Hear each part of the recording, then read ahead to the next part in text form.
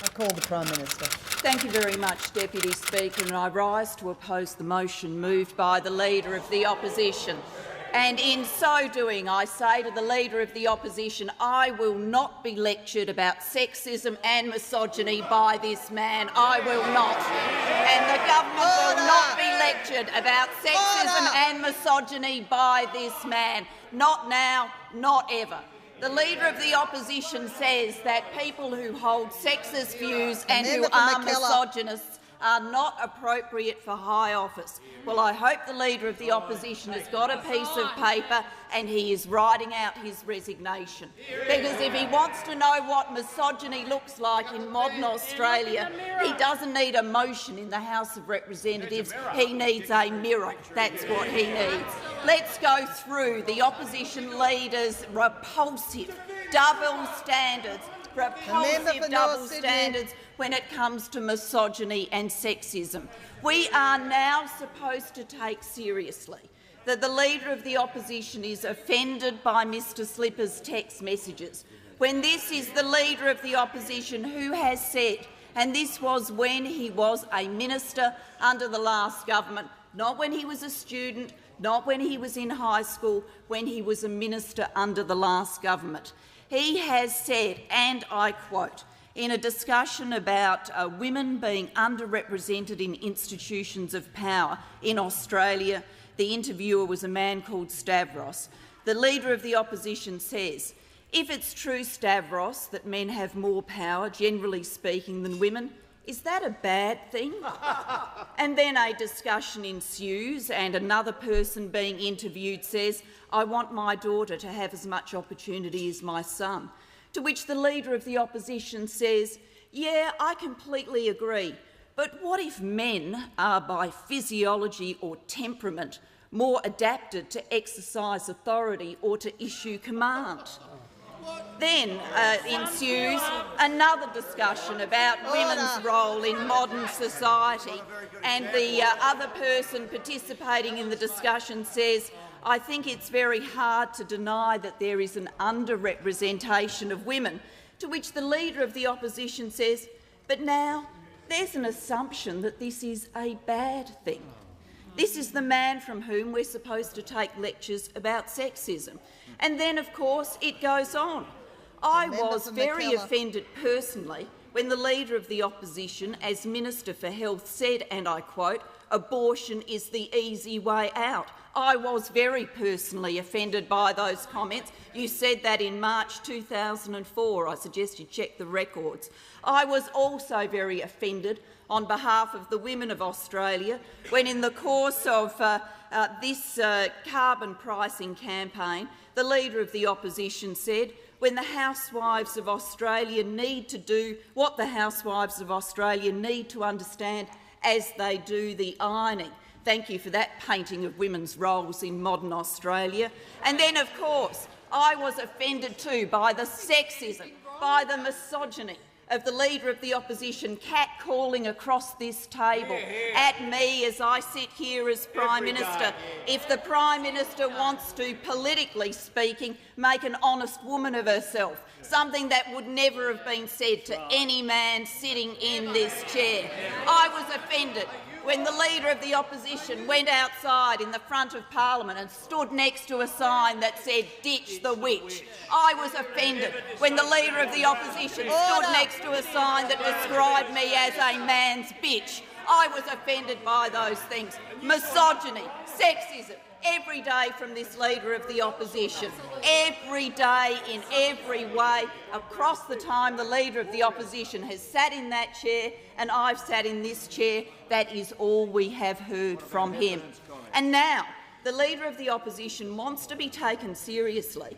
Apparently he's woken up after this track record and all of these statements. He's woken up and he's gone, oh dear, there's this thing called sexism. Oh, my Lord, there's this thing called misogyny. Now, who's one of them? Oh, the Speaker must be, because that suits my political purpose. Doesn't turn a hair about any of his past statements, doesn't walk into this parliament and apologise to the women of Australia, doesn't walk into this parliament and apologise to me for the things that have come out of his mouth, but now seeks to use this as a battering ram against someone else. Well, this kind of hypocrisy should not be tolerated, which is why this motion from the Leader of the Opposition should not be taken seriously. And then second, the Leader of the Opposition is always wonderful about walking into this parliament and giving me and others a lecture about what they should take responsibility for. Always wonderful about that, everything that I should take responsibility for, now apparently including the text messages of the member for Fisher. Always keen to say others should assume responsibility, particularly me. Well, can anybody remind me if the Leader of the Opposition has taken any responsibility for the conduct of the Sydney Young Liberals and the attendance at this event of members of his front bench? Has he taken any responsibility for the conduct of members of his political party and members of his front bench who apparently, when the most vile things were being said about my family, raised no voice of objection? No one walked out of the room. No one walked up to Mr Jones and said that this was not acceptable. Instead, of course, it was all viewed as good fun until it was run in a Sunday newspaper, and then the Leader of the Opposition and others started ducking for cover. Big on lectures of responsibility, very light on accepting responsibility himself for the vile conduct of members of his political party. Third, Ms Deputy Speaker, why the Leader of the Opposition should not be taken seriously on this motion. The Leader of the Opposition and the Deputy Leader of the Opposition have come into this place and have talked about the member for Fisher. Well, let me remind the Opposition and the Leader of the Opposition particularly about their track record and association with the member for Fisher. I remind them that the National Party pre-selected the member for Fisher for the 1984 election, that the National Party pre-selected the member for Fisher for the 1987 election, that the Liberal Party pre-selected Mr Fisher for the 1993 election, then for the 96 election, then for the 98 election, then for the 2001 election, then for the 2004 election, then for the 2007 election, and then for the 2010 election. And across many of those pre-selections, Mr Slipper enjoyed the personal support of the Leader of the Opposition. I remind the Leader of the Opposition that on the 28th of September 2010, following the last election campaign, when Mr Slipper was elected as Deputy Speaker, the Leader of the Opposition— The Leader of the Opposition at that stage said this, and I quote, he referred to the member for Maranoa, who was also elected to a position at the same time, and then went on as follows: "And the member for Fisher will serve as a fine complement to the member for Scullin in the chair. I believe that the parliament will be well served by the team which will occupy the chair in this chamber. I congratulate the member for Fisher, who has been a friend of mine for a very long time, who has served this parliament in many capacities with distinction." The words of the Leader of the Opposition on record about his personal friendship with Mr Slipper, and on record about his view about Mr Slipper's qualities and attributes to be the Speaker. No walking away from those words. They were the statement of the Leader of the Opposition then. I remind the Leader of the Opposition, who now comes in here and speaks about Mr Slipper and apparently his inability to work with or talk to Mr Slipper, I remind the Leader of the Opposition he attended Mr Slipper's wedding. Did he walk up to Mr Slipper in the middle of the service and say he was disgusted to be there? Was that the attitude he took? No, he attended that wedding as a friend. The Leader of the Opposition keen to lecture others about what they ought to know or did know about Mr Slipper. Well, with respect, I'd say to the Leader of the Opposition, after a long personal association, including attending Mr Slipper's wedding, it would be interesting to know whether the Leader of the Opposition was surprised by these text messages. He's certainly in a position to speak more intimately about Mr Slipper than I am and many other people in this parliament, given this long personal association. Then, of course, the Leader of the Opposition comes into this place and says, and I quote, "Every day the Prime Minister stands in this parliament to defend this Speaker will be another day of shame for this parliament, another day of shame for a government which should already have died of shame." Oh, where's that phrase? Well, can I indicate to the Leader of the Opposition the government is not dying of shame. My father did not die of shame. What the Leader of the Opposition should be ashamed of is his performance in this parliament and the sexism he brings with it. Now, about the text messages that are on the public record or reported in the— that's a direct quote from the Leader of the Opposition, so I suggest those groaning have a word with him.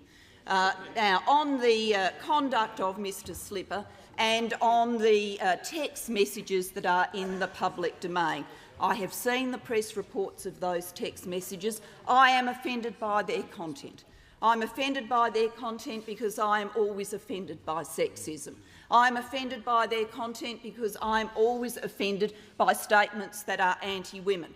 I'm offended by those things in the same way that I have been offended by things that the Leader of the Opposition has said, and no doubt will continue to say in the future, because if this today was an exhibition of his new feminine side, well, I don't think we've got much to look forward to in terms of change conduct. I am offended by those text messages, but I also believe, in terms of this parliament making a decision about the speakership, that this parliament should recognise that there is a court case in progress, that the judge has reserved his decision, that having waited for a number of months for the legal matters surrounding Mr Slipper to come to a conclusion, that this parliament should see that conclusion. I believe that is the appropriate path forward, and that people will then have an opportunity to make up their minds with the fullest information available to them. But whenever people make up their minds about those questions, what I won't stand for, what I will never stand for, is the Leader of the Opposition coming into this place and peddling a double standard. Peddling a standard for Mr Slipper he would not set for himself. Peddling a standard for Mr Slipper he has not set for other members of his front bench. Peddling a standard for Mr Slipper that has not been acquitted by the people who have been sent out to say the vilest and most revolting things, like his former shadow parliamentary secretary, Senator Bernardi. I will not ever see the Leader of the Opposition seek to impose his double standard on this parliament. Sexism should always be unacceptable. We should conduct ourselves as it should be always unacceptable. The Leader of the Opposition says do something. Well, he could do something himself if he wants to deal with sexism in this parliament. He could change his behaviour, he could apologise for all these past statements, he could apologise for standing next to signs describing me as a witch and a bitch, terminology that is now objected to by the front bench of the opposition. He could change a standard himself if he sought to do so. But we will see none of that from the Leader of the Opposition, because on these questions he is incapable of change. Capable of double standards, but incapable of change. His double standards should not rule this parliament. Good sense, common sense, proper process is what should rule this parliament.